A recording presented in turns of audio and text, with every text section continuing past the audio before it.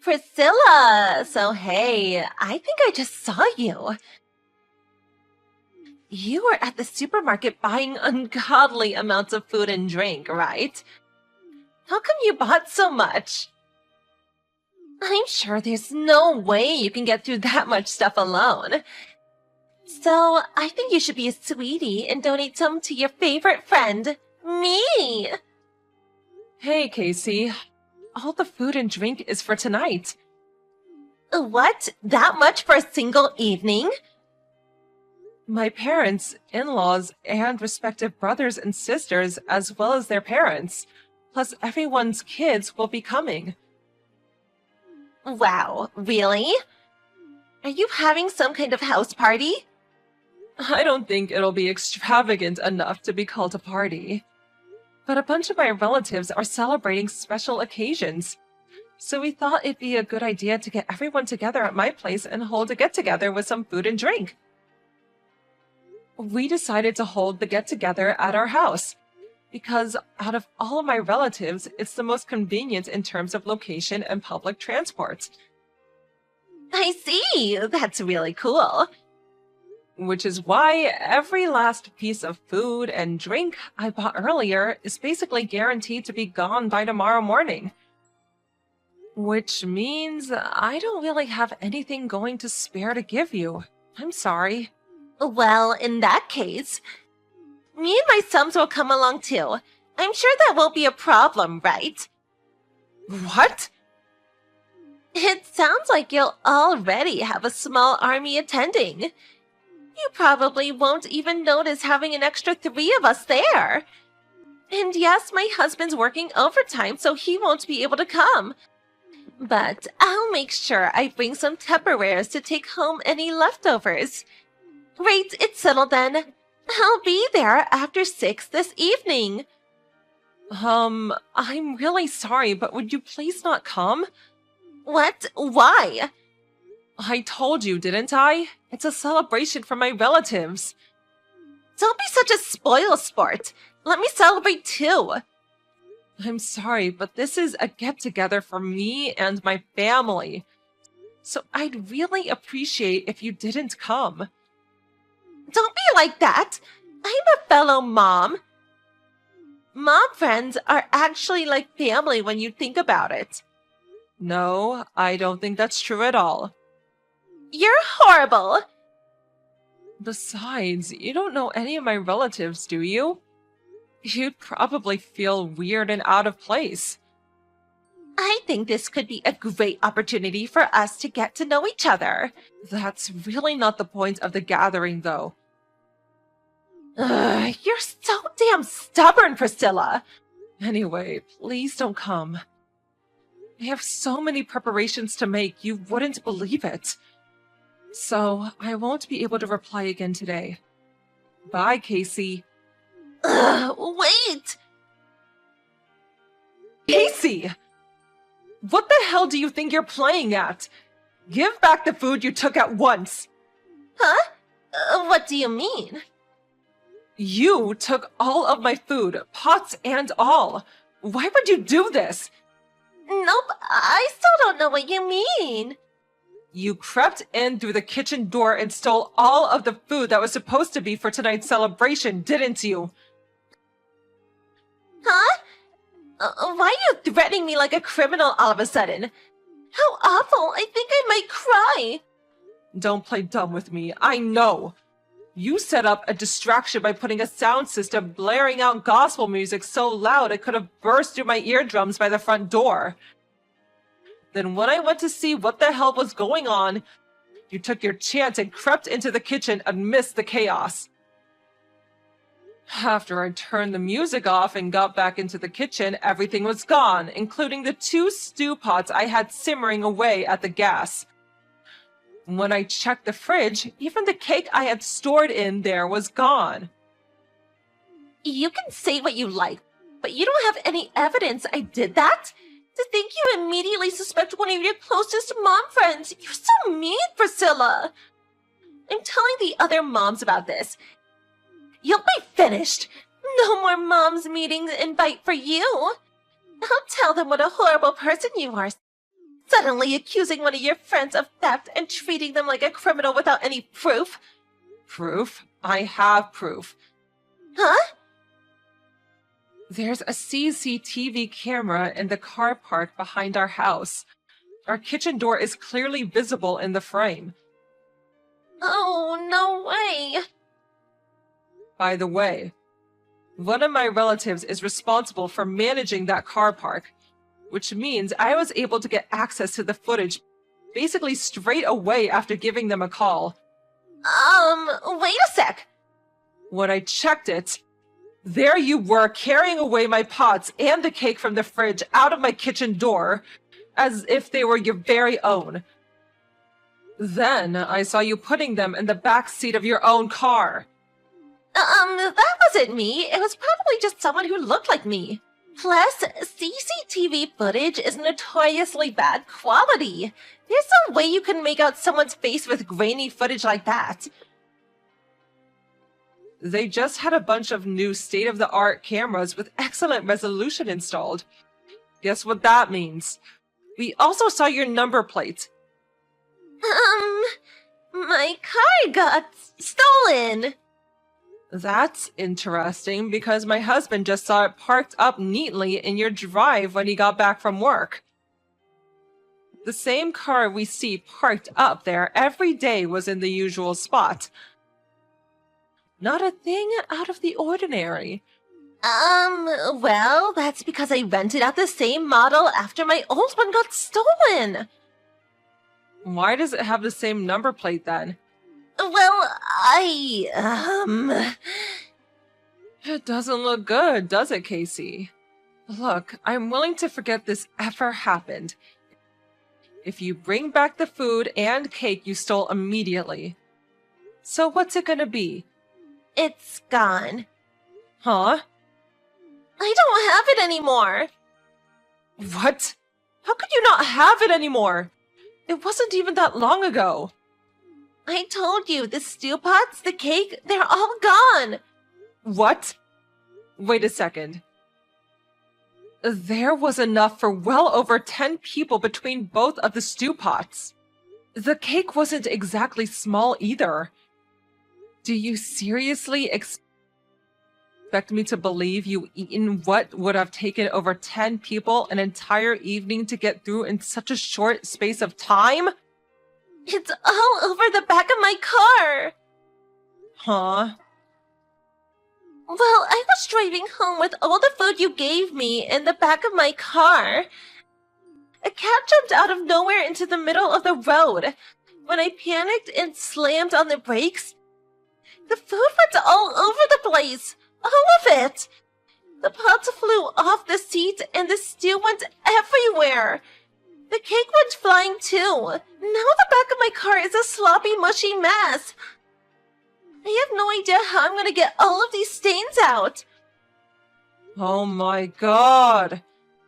This whole thing is all your fault! If you didn't make the food, this never would have happened. What?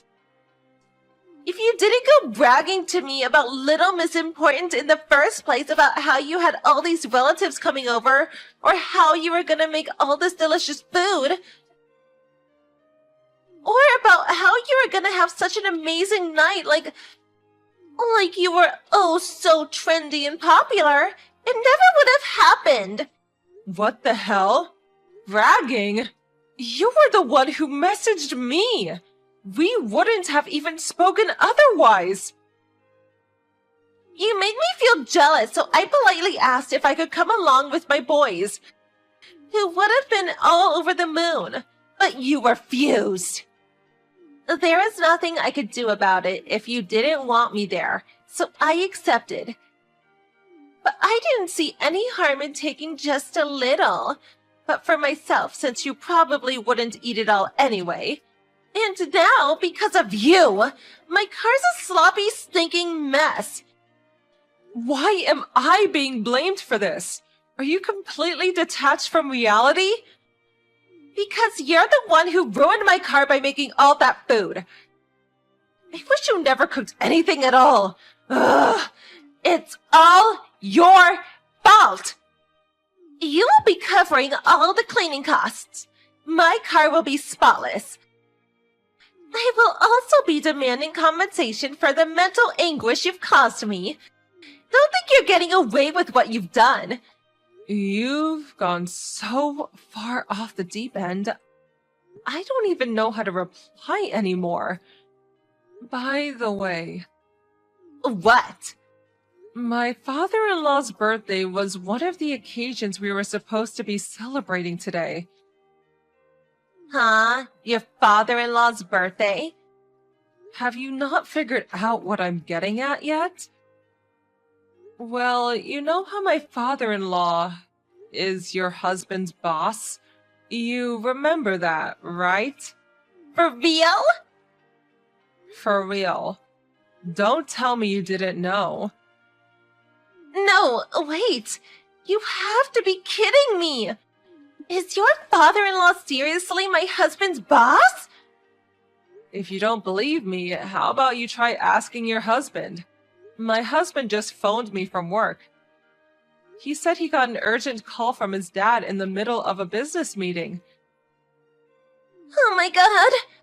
On top of whatever fate awaits your husband, apparently the police are already on their way. The police? You called the police over some stew and cake? You're blowing this way out of proportion. I really don't think I am. What you did was theft, plain and simple. Theft is a crime, and guess who deals with crimes? That's right, the police. Please, stop it! I'm so sorry, I'll do anything. Just make it stop. My husband will divorce me.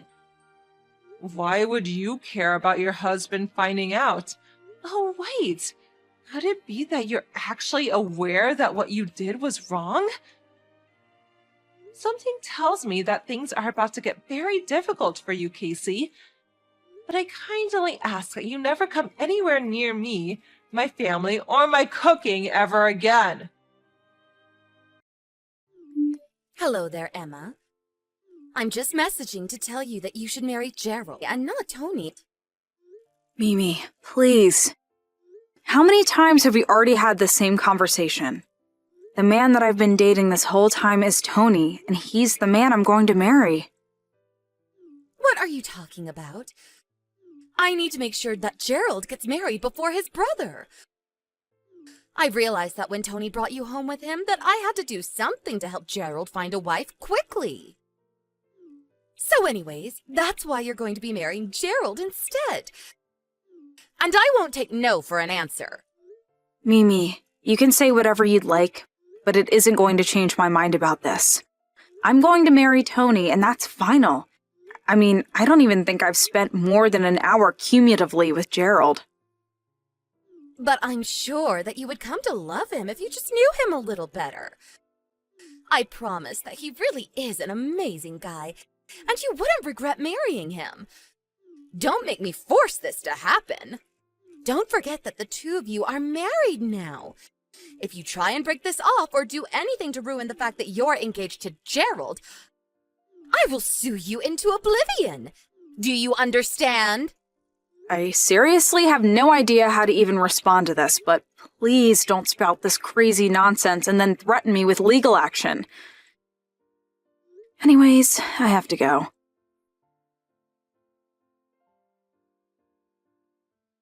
Hey, Tony, I'm really sorry to bug you while you're away on your business trip. But it's just that your mom started talking to me about marrying your brother again. You're kidding me. I thought that you talked to her about that. In fact, apparently in her head she seems to think that Gerald and I are already engaged or something.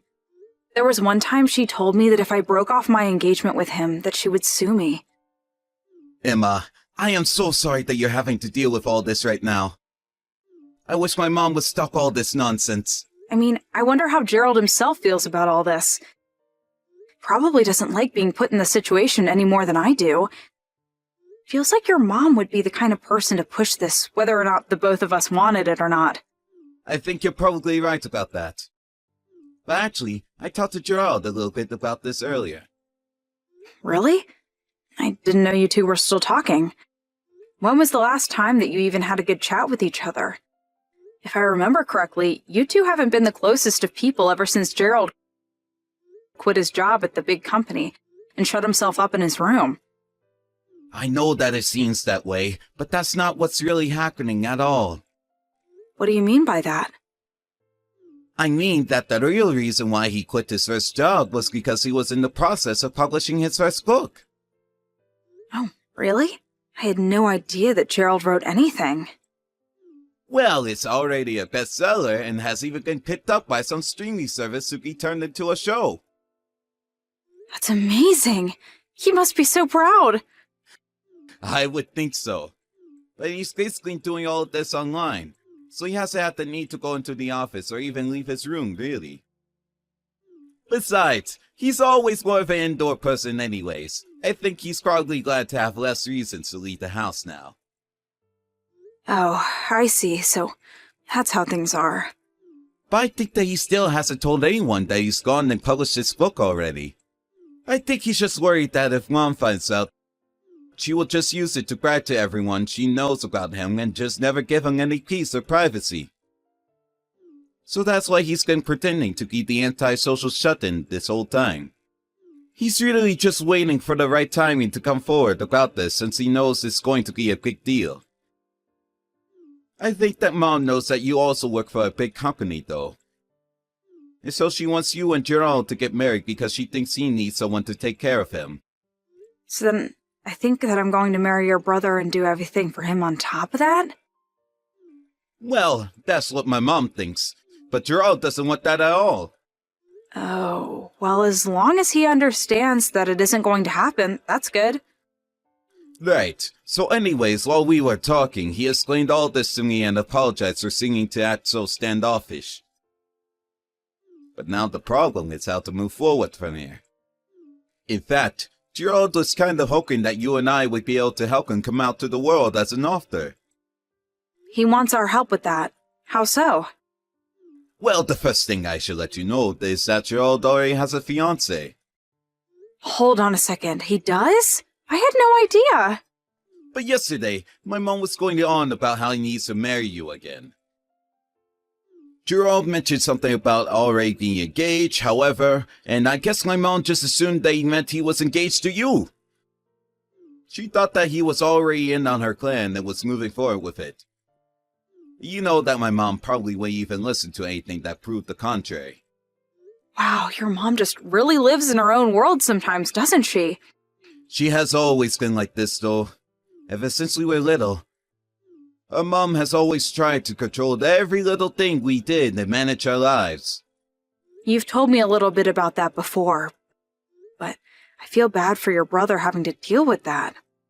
But now that Mom has got it in her head that Gerald is engaged to you, he is worried that that is going to make things very difficult with his own fiancée, and that is what he wants our help with. So we're going to wait for a day when Mom is at home for all of us to meet and talk face to face. Wow, this is all so much. You've been thinking about this a lot. Well, this is going to be the talk where we can all finally decide how to get my mom out of our lives once and for all. That's a pretty heavy task, but if you want help, just let me know what I can do.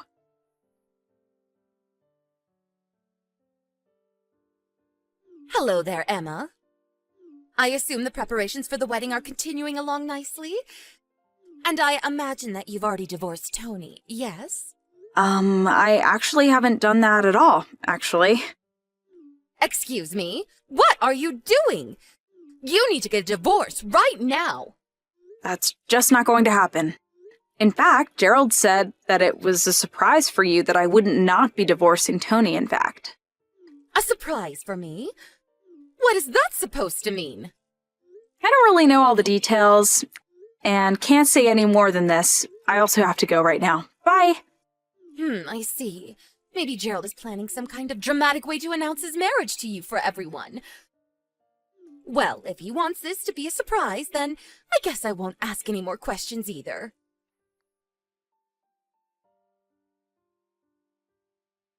Emma, where are you? Why haven't you arrived yet? You know you need to get here early for makeup and to fit into your dress. You're so late already! Emma, answer me right now!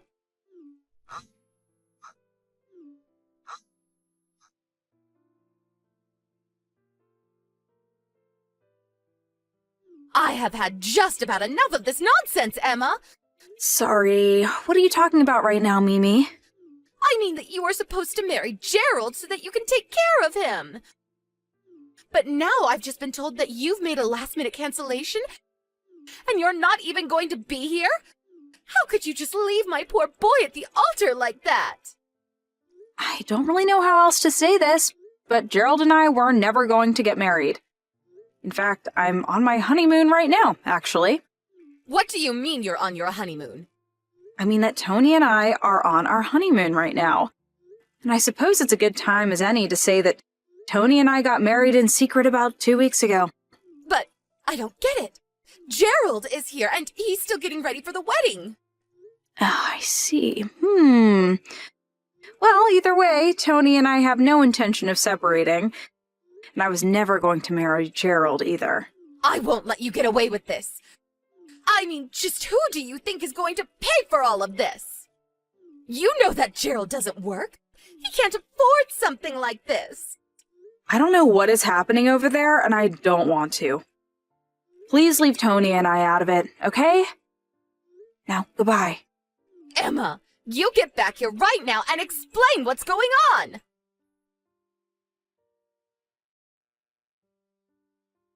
What is going on here?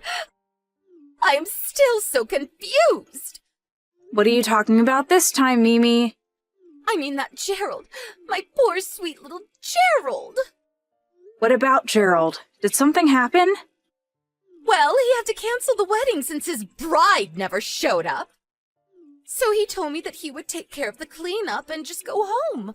But then after I left, apparently some totally random lady showed up, and Gerald married her. So then the wedding wasn't canceled after all. I guess not. But I don't even know who this person is. I'd probably guess it's the woman that Gerald was dating and then engaged to. What are you talking about? Gerald wasn't seeing anyone because he was supposed to be marrying you. I think I would know if my son was engaged to someone. Are you really sure about that? Of course I am. But this is all your fault. You're the one making this happen. You stabbed my son in the back, and now you've made him marry some stranger out of desperation. How do you sleep at night? Mom, you've got to stop this. It's getting ridiculous. Tony, what is this all about? Did you really have no idea that Gerald was seeing this girl this whole time? Why are you talking to me about your brother? If you're mad at him for trying to steal your wife, go talk to him about it. Mom, he was never trying to do anything like that. You were the one that got in your head to try and set up Kenna with Gerald, but neither of them wanted that. Gerald tried to tell you that he was already engaged, but you only heard what you wanted to hear, and thought that it meant to Emma. You always do this. You never listen to when other people try to say when you're wrong. How can you say something like that to your own mother? Because it's true. Speaking of, have you seen Gerald's room? What about his room? Give me a moment.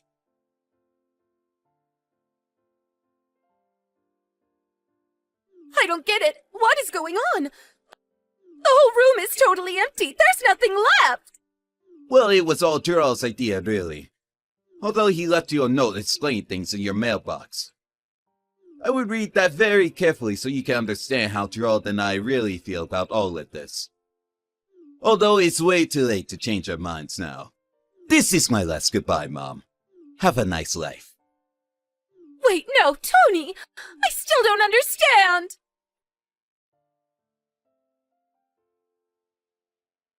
In the end, Gerald stopped talking to his mom without ever telling her what he really did for a living.